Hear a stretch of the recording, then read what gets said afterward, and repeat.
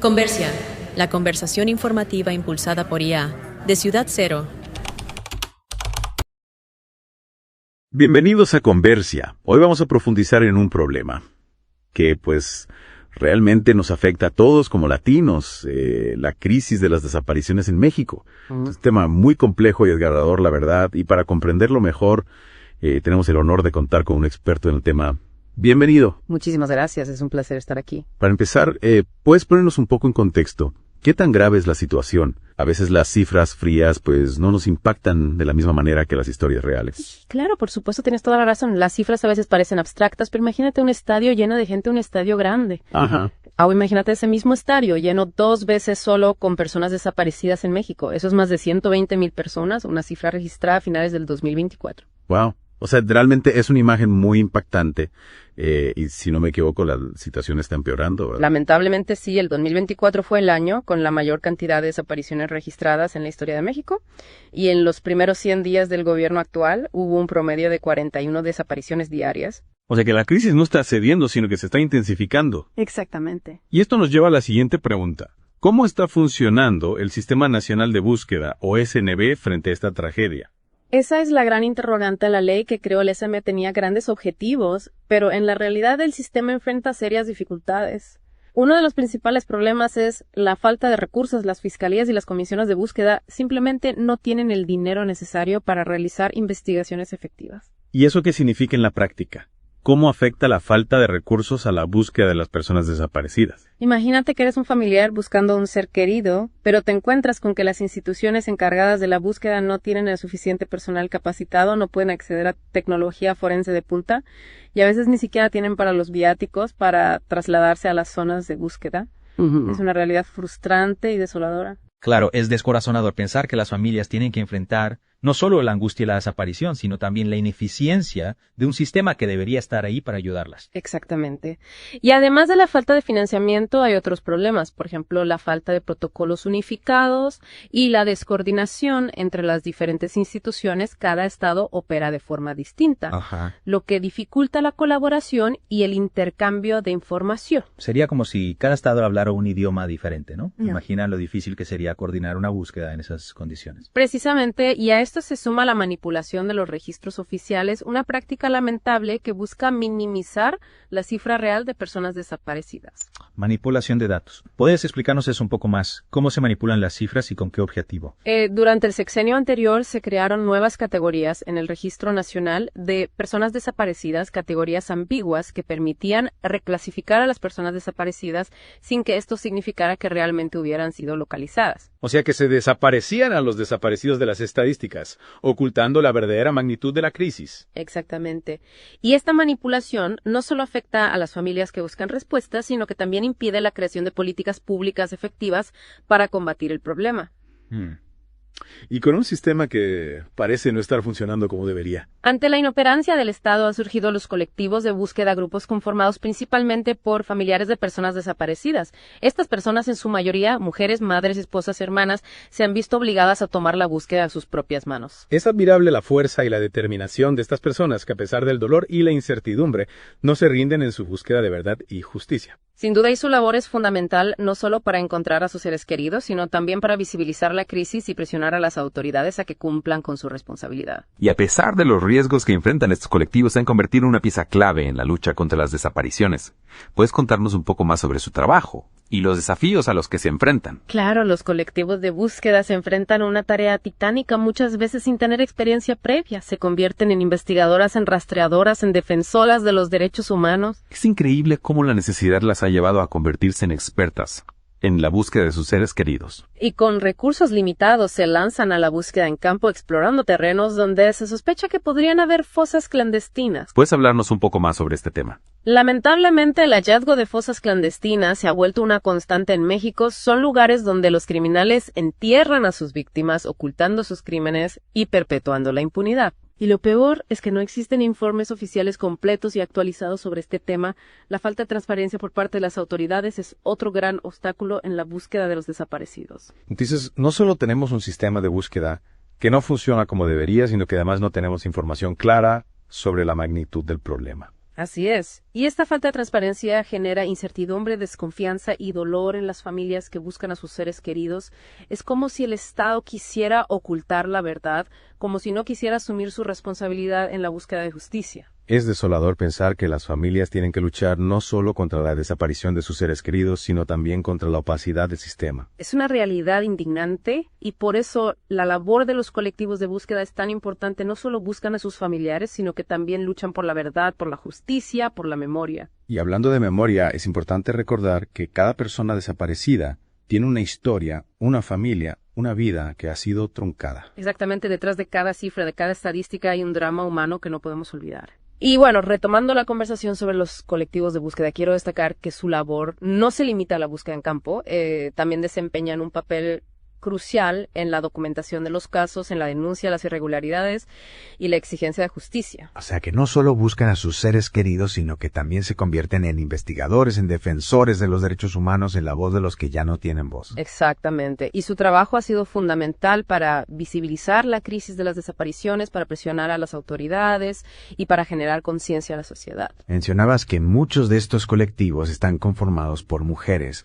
¿Puedes hablarnos un poco más sobre el rol de las mujeres en esta lucha? Claro, las mujeres, especialmente las madres, esposas, hermanas y hijas de las personas desaparecidas, han estado al frente de esta lucha desde el principio. Son ellas quienes han liderado las búsquedas, quienes han organizado las protestas, quienes han alzado la voz para exigir justicia. Es admirable la fuerza y la valentía de estas mujeres, que a pesar del dolor y la incertidumbre, no se rinden en su búsqueda de verdad y justicia. Sin duda, son un ejemplo de resiliencia, de determinación, de amor incondicional. Y su labor no solo se limita a la búsqueda de sus seres queridos, sino que también se extiende a la defensa de los derechos humanos de todas las víctimas de desaparición. Así es, han creado redes de apoyo, han brindado acompañamiento a otras familias, han impulsado la creación de leyes y políticas públicas para la prevención y atención de las desapariciones. Su trabajo es un testimonio de la fuerza del amor, de la esperanza y de la lucha por la justicia. Y su lucha nos inspira a todos a no permanecer indiferentes ante esta tragedia, a sumarnos a la búsqueda de soluciones, a construir un México más justo y seguro. Hablando de soluciones, mencionabas que existen algunas propuestas para abordar la crisis de las desapariciones. ¿Podrías contarnos un poco más sobre ellas? Claro, una de las propuestas fundamentales es la de aumentar el presupuesto para la Comisión Nacional de Búsqueda y las comisiones estatales. Es lógico, sin recursos suficientes.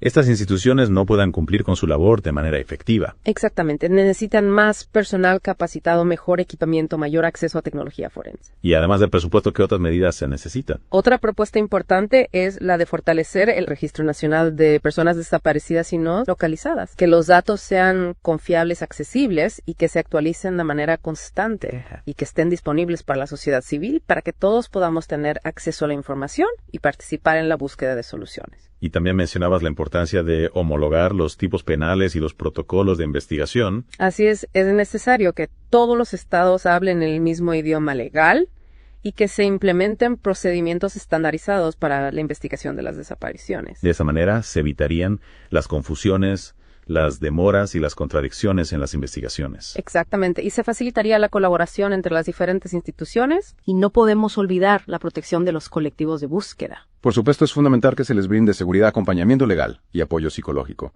Su labor es invaluable y no podemos permitir que sigan siendo víctimas de amenazas y agresiones. Es nuestro deber garantizar su seguridad y reconocer su valentía y compromiso. Y además de estas medidas, es importante que se aborden las causas estructurales de la crisis de las desapariciones. ¿A qué te refieres con causas estructurales? Me refiero a la impunidad, la corrupción, la violencia, la desigualdad social, la falta de oportunidades.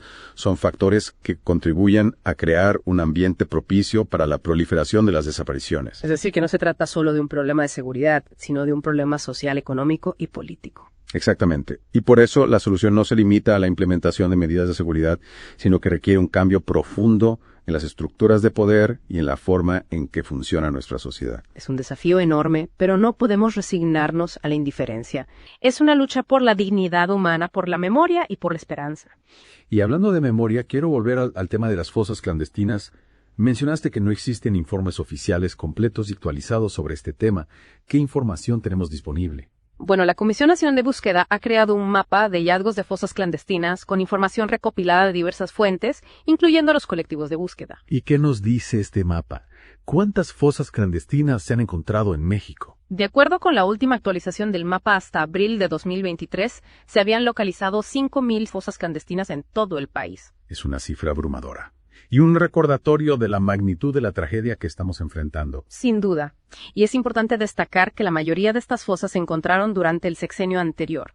Es decir, que la crisis de las desapariciones no ha disminuido, sino que se ha intensificado en los últimos años. Lamentablemente así es. Y la falta de información oficial completa y actualizada solo agrava la incertidumbre y el dolor de las familias que buscan a sus seres queridos. Y hablando de dignidad humana, de memoria, de justicia, hay un tema que no podemos dejar de mencionar, la crisis forense en México. Mencionaste la saturación de morgues, la falta de personal capacitado, el deficiente seguimiento de las cadenas de custodia. Exacto, la crisis forense es uno de los grandes obstáculos para la identificación de las víctimas de desaparición y para la resolución de los casos. Hablemos un poco más de este tema. ¿Cuáles son las causas de esta crisis? ¿Qué consecuencias tiene? ¿Qué se puede hacer para solucionarla? Bueno, las causas de la crisis forense son múltiples. Por un lado está la falta de inversión en infraestructura, en equipamiento, en tecnología. Es decir, que no hay suficientes laboratorios, morgues, equipos de análisis, personal capacitado. Exactamente, y esto genera un cuello de botella en el proceso de identificación. Y por otro lado está la falta de personal capacitado de médicos forenses. Correcto, la formación de profesionales en ciencias forenses es deficiente, los salarios son bajos y las condiciones de trabajo son precarias. Y esto genera una escasez de personal especializado que agrava aún más la crisis. Sin duda, y a esto se suma la falta de protocolos de procedimientos estandarizados de sistemas de información eficientes. Es decir, que no hay un sistema unificado para la gestión de la información forense, para el seguimiento de las cadenas de custodia, para la identificación de los restos. Exacto. Y esto genera confusiones, demoras, errores e incluso pérdida de información. Y todas estas deficiencias tienen graves consecuencias. Por supuesto, la principal consecuencia es la demora en la identificación de los restos, lo que prolonga la angustia de las familias que buscan a sus seres queridos. Es una tortura para las familias no saber dónde están sus familiares, si están vivos o muertos, si podrán recuperar sus restos para darles un entierro digno. Sin duda, y la crisis forense agrava aún más su dolor, su incertidumbre, su impotencia. Y además de la demora en la identificación, la crisis forense también tiene otras consecuencias graves. Así es, por ejemplo, dificulta la investigación de los crímenes, ya que la falta de información forense precisa puede obstaculizar la recolección de pruebas y la identificación de los responsables. Es decir, que la crisis forense contribuye a la impunidad de los criminales. Exactamente, la falta de información forense confiable debilita los casos, dificulta la judicialización de los responsables y permite que los criminales queden libres. Y a largo plazo, la crisis forense erosiona la confianza en el sistema de justicia, genera desconfianza en las instituciones y alimenta la percepción de que en México no hay justicia para las víctimas de la violencia. Sin duda, la crisis forense es un síntoma de la crisis de derechos humanos que atraviesa el país. Y ante este panorama desolador, ¿qué se puede hacer? ¿Hay alguna solución a la vista? A pesar de la magnitud de la crisis, existen acciones que se pueden tomar para mejorar la situación. ¿Cómo cuáles? Danos algunas ideas. Bueno, en primer lugar, es fundamental aumentar la inversión en infraestructura, en equipamiento, en tecnología forense. Es decir, que se construyan más laboratorios, se adquieran equipos de análisis más modernos, se capacite al personal en el uso de nuevas tecnologías. Exacto, la inversión en tecnología forense es fundamental para agilizar los procesos de identificación, para mejorar la calidad de las pruebas y para fortalecer las investigaciones. Y además de la inversión en tecnología, también es fundamental la formación de personal especializado en ciencias forenses. Correcto. Es necesario que se creen programas de formación de alta calidad, que se ofrezcan becas, que se mejoren los salarios y las condiciones de trabajo para atraer a los mejores profesionales. Y también es importante que se establezcan protocolos, procedimientos estandarizados, sistemas de información eficientes para la gestión de la información forense. Sin duda, la estandarización de los procesos es fundamental para garantizar la calidad de las pruebas, para evitar errores y para agilizar la identificación de los restos. Y todas estas acciones, todas estas mejoras requieren de la voluntad política del Estado, del compromiso de las autoridades, de la participación de la sociedad civil. Así es la lucha contra la crisis forense. Es una tarea de todos. No podemos permitir que la indiferencia, la negligencia y la corrupción sigan obstaculizando la búsqueda de la verdad y la justicia. Sí, retomando lo de la información, como mencionábamos, las cifras sobre las desapariciones en México son alarmantes. A finales del 2024, el Registro Nacional de Personas Desaparecidas y No Localizadas reportaba más de 120,000 personas desaparecidas. ¿Y cómo se compara eso con años anteriores? Pues lamentablemente la tendencia es ascendente. En el último año los casos aumentaron un 30% a nivel nacional.